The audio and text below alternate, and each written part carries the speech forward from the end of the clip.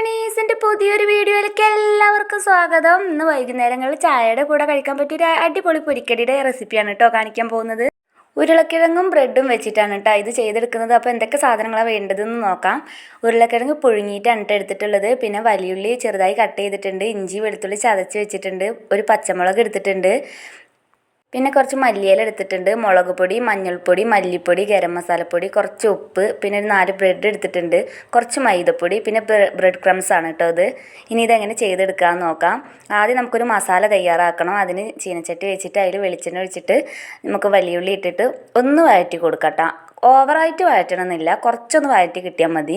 അതിലേക്ക് നമ്മൾ ഇഞ്ചി വെളുത്തുള്ളി ചതച്ച് വെച്ചത് ഇട്ട് കൊടുക്കുക. പിന്നെ ഒന്ന് നന്നായി ഒന്ന് മിക്സ് ചെയ്തതിന് ശേഷം അതിലേക്ക് പച്ചമുളക് ഇട്ട് കൊടുക്കുന്നുണ്ട്.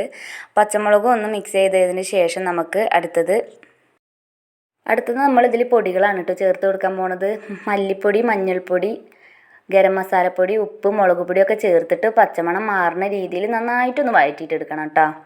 ഒന്നെല്ലാം കൂടി ഒന്ന് മിക്സ് ആവാൻ വേണ്ടി നന്നായിട്ടൊന്ന് വഴറ്റിയെടുക്കുക. എന്നിട്ട് അതിലേക്ക് നമ്മൾ ഈ വേവിച്ച് വെച്ചിട്ടുള്ള ഈ ഒരു ഉരുളക്കിഴങ്ങിൻ്റെ ഈ വേവിച്ച് വെച്ചിട്ടുണ്ടല്ലോ അതും കൂടി ഇട്ടിട്ട് നമുക്ക് നന്നായിട്ടൊന്ന് മിക്സ് ചെയ്തിട്ട് എടുക്കുക. എന്നിട്ട് മല്ലിയിലയും കൂടി ഇട്ടിട്ട് അതും കൂടി ചേർത്തിട്ട് നമുക്ക് നന്നായിട്ടൊന്ന് മൊത്തത്തിലൊന്ന് മിക്സ് ആയിട്ട് എടുക്കണം കേട്ടോ. നന്നായിട്ടൊന്ന് ഇളക്കി ഇപ്പോൾ ഈ ഒരു രൂപത്തിലാക്കി എടുക്കുക. ഇനി അടുത്തൊരു ബാറ്റർ തയ്യാറാക്കണം. അതിന് നമ്മൾ മൈദപ്പൊടിയിലത്തെ ആ കൂട്ടിൽ നമ്മൾ കുരുമുളക് പൊടിയും ഒരു നുള്ളു ഉപ്പും കുറേശ്ശെ വെള്ളം ഒഴിച്ചിട്ട് ഒരു തിക്ക് ബാറ്റർ ആക്കി എടുക്കണം കേട്ടോ. നല്ല ലൂസും ആവരുത്, നല്ല ടൈറ്റും ആവരുത്. ഈ വീഡിയോയിൽ കാണാൻ പറ്റുന്നില്ലേ, ഇതേ രീതിയിൽ കുറച്ചൊരു തിക്കായിട്ടുള്ളൊരു ബാറ്ററാക്കി എടുക്കണം. നല്ല ലൂസായി കഴിഞ്ഞാൽ വിചാരിച്ച പോലെ കിട്ടില്ല. എന്നിട്ട് നമുക്കിത് മാറ്റി വെക്കട്ടോ. ഇനി അടുത്ത സ്റ്റെപ്പ് എന്ന് പറയുന്നത് നമ്മൾ എടുത്ത് വെച്ചിട്ടുള്ള ബ്രെഡില്ലേ അതിൽ നമ്മൾ ഈ ഉരുളക്കിഴങ്ങിൻ്റെ ആ മിക്സ് ഇല്ലേ അത് ഇതിൽ ചേർത്ത് കൊടുക്കട്ടോ. ഈ വെച്ചിട്ടുള്ള മസാല നന്നായിട്ടൊന്ന് കവർ ചെയ്ത് കൊടുക്കുക. നമ്മൾ ഈ ബ്രെഡിൽ ജാമൊക്കെ തേക്കില്ലേ അതേ രീതിയിൽ മൊത്തത്തിലൊന്ന് കവർ ചെയ്തെടുക്കുക. ഞാൻ ചെറിയ ബ്രെഡാണ് കേട്ടോ എടുത്തിട്ടുള്ളത്. വലിയതാണെങ്കിൽ നമുക്ക് 3 എണ്ണക്കായിട്ട് കട്ട് ചെയ്യാം. അത് ഞാൻ 2 എണ്ണമായിട്ടാണ് കട്ട് ചെയ്തിട്ടുള്ളത്. എന്നിട്ട് നമ്മൾ ഈ ഒരു മൈദയുടെ ഈ ഒരു മിക്സ് ആക്കി വെച്ചിട്ടുണ്ടല്ലോ അതിലൊന്ന് ഡിപ്പ് ചെയ്തതിന് ശേഷം ഈ ഒരു ബ്രെഡ് ക്രംസിൽ നന്നായിട്ടൊന്ന് കോട്ട് ചെയ്തിട്ട് എടുക്കുക കേട്ടോ. നന്നായിട്ടൊന്ന് കവർ ചെയ്യുന്ന രീതിയിലൊന്ന് കോട്ട് ചെയ്തെടുക്കുക.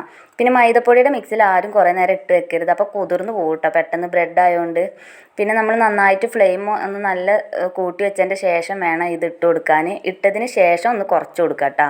പിന്നെ ആരും നല്ല കൂട്ടി വെക്കരുത്, പെട്ടെന്ന് കരിഞ്ഞ് പോകും കേട്ടോ ബ്രെഡ് ആയതുകൊണ്ട്. അപ്പോൾ അതിൻ്റെ ടേസ്റ്റ് തന്നെ മാറി കിട്ടും.